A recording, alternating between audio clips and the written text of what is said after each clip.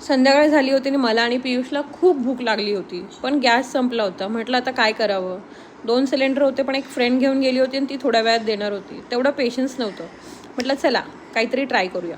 मग काय घेतला कांदा, खसा कापला, एकदम बारीक असा चिरून घेतला कांदा.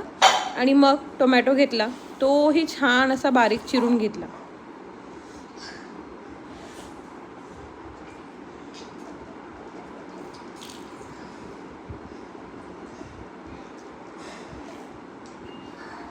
हे पहा असा.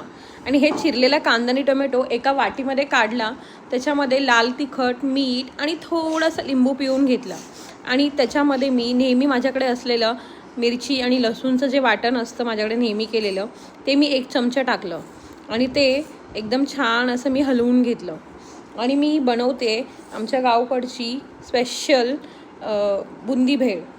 तर ही बुंदी आहे ती आमच्याकडे गावी स्पेशल तांबोळे आहेत त्यांच्याकडे मिळते. त्याच्यामध्ये शेव आणि मेवा मिक्स करून ते मिश्रण मी छान असं हलवून घेतलं. आणि मग त्याच्यामध्ये मी अजून थोडंसं लिंबू पिळलं, कारण मला लिंबू आवडतं.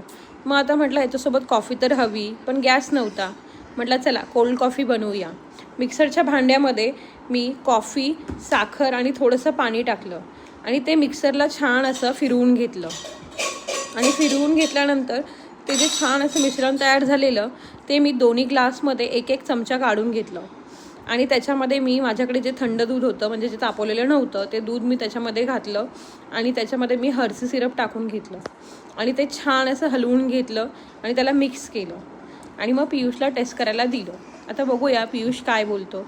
बरं मित्रांनो, शेअर, सबस्क्राईब, लाईक आणि कमेंट करायला विसरू नका.